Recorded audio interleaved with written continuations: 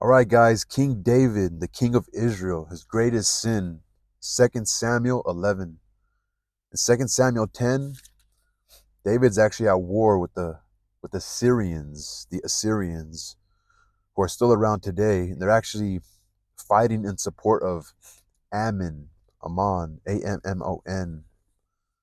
And David kind of has the major general right now of David's army, the army of Israel, is Joab. Joab. So yeah, the Syrians feared to help the children of Ammon anymore. That's the end of 2 Samuel 10. So the Syrians feared to help the children of Ammon anymore. When Joab saw that the front of the battle was against him, before and behind, he chose of all the choice men of Israel and put them in array against the Syrians.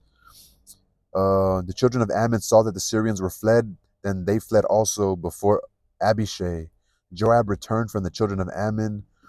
Um, anyway, so Syrians are being defeated by Joab and his army, who's obviously, probably a major general of David's army, the Israelites, God's people. So in 2 Samuel 11, this is how it starts. And it came to pass that after the year was expired, at the time when kings go forth to battle, that David sent Joab and his servants with him and all Israel, and they destroyed the children of Ammon and besieged Rabbah. But David stood in Jerusalem. And it came to pass in an evening tide, when evening was approaching, David arose from off his bed and watched upon the roof of the king's house. And from the roof he saw a woman washing herself, and the woman was very beautiful to look upon. And David sent and inquired after the woman. So he saw her taking a shower or cleaning herself, and she was very beautiful to look upon. And David sent and inquired after the woman, and one said, Is not this Bathsheba, the daughter of Eliam, the wife of Uriah the Hittite? And David sent. So remember, back in the day when Israel had went to battle with some of the Perizzites and the Hittites and the Jebusites, and these are some people that I guess they're at peace with now, right?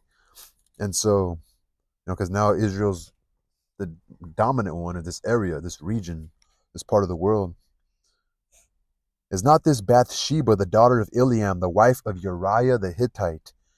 David sent messengers and took her, and she came in unto him, and he lay with her, for she was purified from her uncleanliness. Does that mean she's a virgin? Does that mean she's not on her period? I'm not sure. I'm sure she had sex with her husband, right? Since she was a wife. And she returned unto her house. So that's kind of scandalous, right? She had sex with David. She returned unto her house, and the woman conceived and sent and told David, and she said, I am with child. I mean, it takes 9 months, doesn't it? And David sent to Joab, saying, Send me Uriah the Hittite. And so Joab goes to get Uriah the Hittite from off a battle, right? He's fighting he's a soldier. Uriah came to David. He asked David's asking Uriah, like, how's Joab doing? And, how are the people doing at war? And how, how's the war coming along, pretty much? David's asking Uriah, like, what's going on? And give me some insight. I guess maybe throw him off a little bit. And David said to Uriah, Go down to thy house and wash thy feet. And Uriah departed out of the king's house, and there followed him a mess of meat from the king. So I guess he gave him some food. But Uriah slept at the door of the king's house with all the servants of his lord. So Uriah didn't go home. He showed loyalty and just stood there. And when they told David what happened, Uriah went not down unto his house. David said unto Uriah, Camest thou not from thy journey? Why then didst thou not go down unto thy house? And Uriah said to David, the ark of the covenant, all of Israel and Judah, they're all living in tents, and the general Joab's in a tent, and the servants of the Lord are encamped in the open fields. Why should I go home? To eat and drink and to lie with my wife? As thou livest and as thy soul liveth, I will not do this thing. So he's showing loyalty to his nation, right? He's showing loyalty to Israel, to the king, to the general Joab. Instead of going home, he decided to sleep outside. And David said to Uriah, Tarry here today, and tomorrow I will let thee depart. So Uriah abode in Jerusalem that day, and the next day. And when David had called him, he did eat and drink before him, and he made him drunk. And at even he went out to lie on his bed with the servants of his Lord, but went not down to his house again. So David tried to get him all drunk and just wanted him to go home. And it came to pass in the morning that David wrote a letter to Joab and sent it by the hand of Uriah. And he wrote in the letter saying, Set Uriah in the forefront of the hottest battle. If you guys don't know what's going on, David's trying to cover up his greatest sin. He's like, damn, I'm trying to get this guy to go home, have sex with his wife. But why would he want him to go home and have it with the child, right? I thought but if she already had the child, and he went home, he'd be like, whose fucking child is this? We haven't had sex, or maybe I'm not sure why he would try to send him home now. Now I'm kind of confused. So he said, send Uriah in the he's gonna send him frontline so he could die. Now it makes me wonder, like, why would he want him to die? If she already has a child, he wants to send him home, thinking like, I don't know. I don't really. I'm kind of confused now because it's like I could see if she was pregnant, she's not showing yet, but her period has stopped. Send her home, have sex with her, and she'll think it's his kid, right? But now he wants to send him to the front lines. Does he want to send him to the front lines because he just wants him to die so he can have her? Not sure. So anyway, he tells Joab, like, send Uriah the Hittite in the front line. Long story short, Uriah ends up dying. Joab sends a servant back to David saying, what you wanted to happen happened. Also give them some other information because they're in the front line. People are going to die. So it's like they breach some land. They get shot from higher, some sharpshooters from above. So the messenger went and came and showed David all that Joab had sent him for.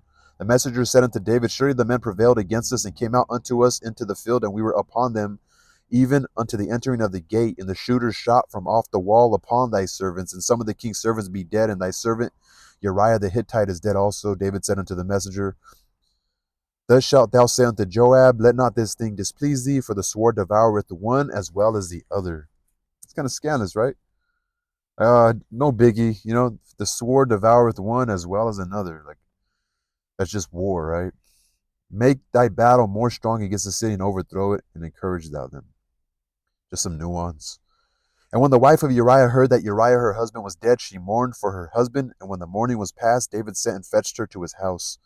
And she became his wife and bore him a son. But the thing that David had done displeased the Lord. David's greatest sin. I think. My coworker said David never reached heaven, supposedly. Let me Google that. He said, oh, that's why David never went to heaven. I was like, what? David never went to heaven? The Bible is practically his, if you think about it. Did King David make it to heaven? He's tripping. He's a Jehovah's Witness. For David did not go up into heaven, but he himself said, the Lord said to my Lord, sit at my right hand until I make your enemies your footstool. Therefore let the whole house of Israel know for certain that God has made him both Lord and Messiah, this Jesus whom you crucified. Acts 2:29-35.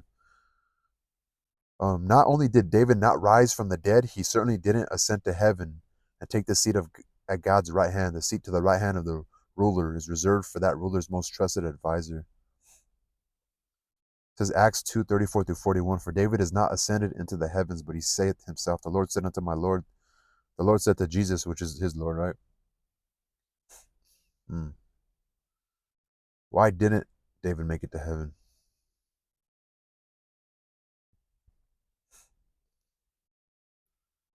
AI, man. AI. I'm liking AI for sure. Especially Google AI, just AI in general.